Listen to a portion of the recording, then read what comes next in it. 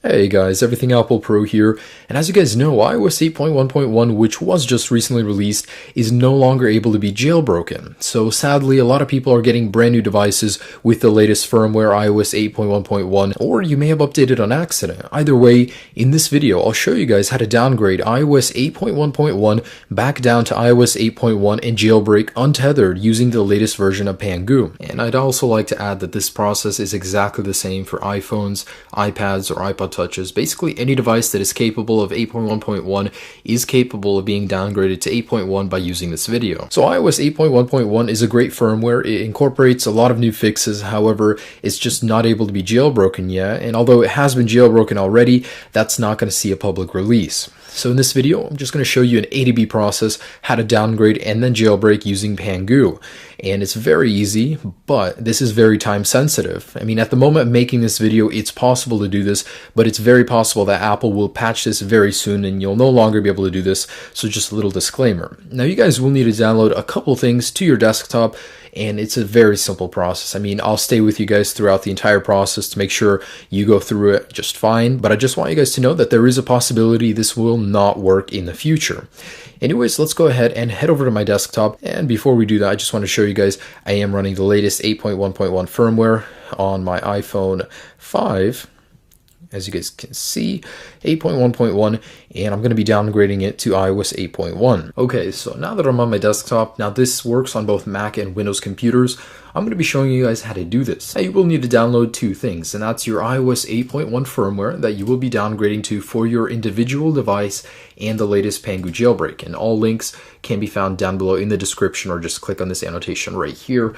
And also I just wanted to let you guys know that on the back of your device you have your model number. So for me it's A1429 for a CDMA iPhone 5. It's very possible that you can download the wrong IPSW file, so make sure you match it with the model number on your device, and everything will be labeled down below in the description in the link. So anyways, once you have those downloaded, make sure your device is plugged in, and let's go ahead and open up iTunes.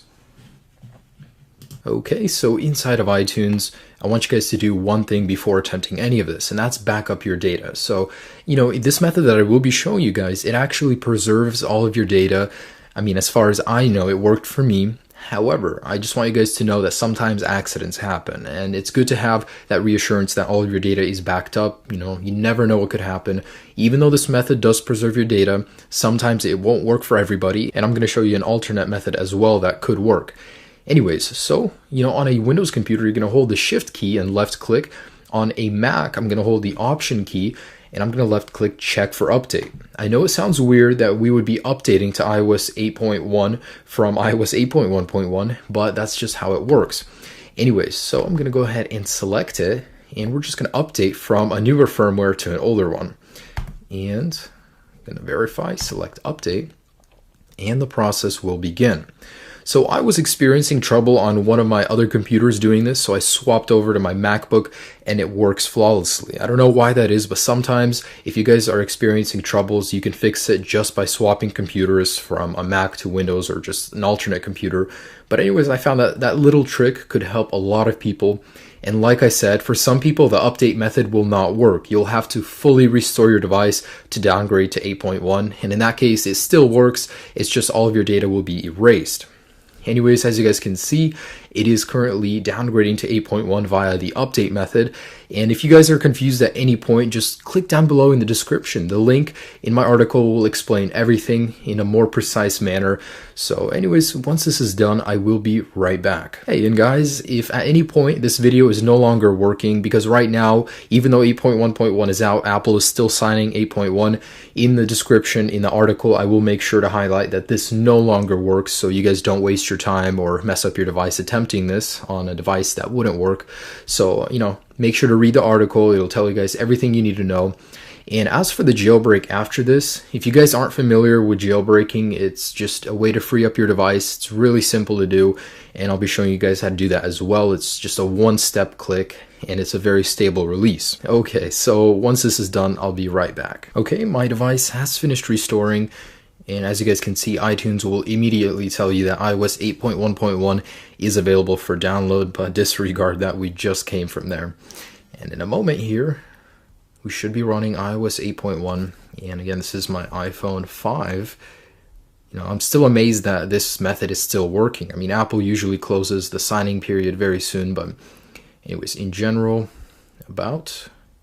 as you guys can see, I am on iOS 8.1, a jailbreakable firmware. It's great that you get a second chance. And anyways, let's go ahead and jailbreak the device on iOS 8.1 using the latest version of Pangu. So this is an incredibly simple process. And we'll just go ahead and open it up. Now, in some cases on a Mac computer, it won't let you open it, so you want to right click it and select open. Or if you're on the Windows computer, right click it and select run as administrator. All right. So it immediately registers your device. Cool. Make sure it is plugged in and just click start jailbreak. So this will pretty much warn you. Also put your device in airplane mode. And if you have an iCloud account signed in, make sure you're signed out of it. If you have any Touch ID or passcode enabled, make sure you sign out of that as well. This pretty much just tells you that, and the less stuff you have on your device, the more successful the jailbreak could be.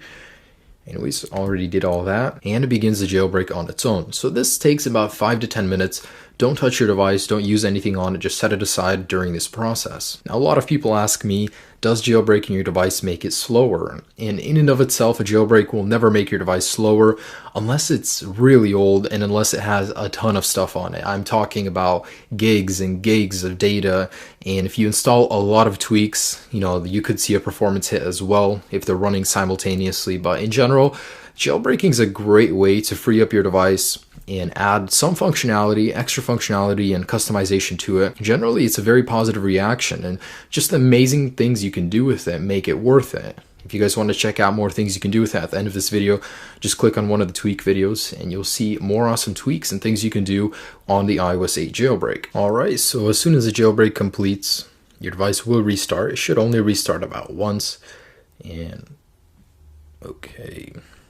And you will have Cydia and the blue Pangu icon installed. So go ahead and open up Cydia, and it'll take about 5 minutes to refresh all the sources, set up Cydia. After that's done, I'll be right back. Okay, well, now my device is jailbroken with a working Cydia. So if you're wondering what to do after you jailbreak, I have plenty of videos to share with you guys, lots of tweaks. Adding functionality and customization is primarily the #1 thing. Anyways, I'm so glad that this still exists, that you can downgrade from 8.1.1. It's great.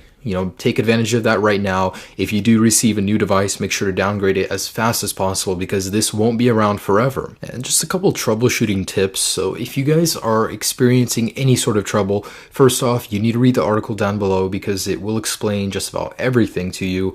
And second off, first thing you want to do is restart your computer. Sometimes, I don't even know why, but just a restart could solve a lot of problems you may be having with iTunes. Also try it on another computer, or sometimes fix your host's file, because sometimes that could be damaged from any previous jailbreaking experience. And just try it on a different computer. That also helps. Sometimes you just switch it up like for me and it works. Also, if you are experiencing any sort of IPSW errors, make sure your model number matches up with the one of the IPSW firmware that you did download. I know such a simple little thing could prevent a lot of people from downgrading. And lastly, make sure that iOS 8.1 is still being signed. And to find out how, down below in the description, I will have a link to a website where it checks that iOS 8.1 is still being signed. So simple little things like that could make the difference between you downgrading or not. And anyways, just want to let you guys know a couple little things that you could do to ensure you have a better experience. Well, that's just about it, guys. I do hope you enjoy Cydia on iOS 8.1.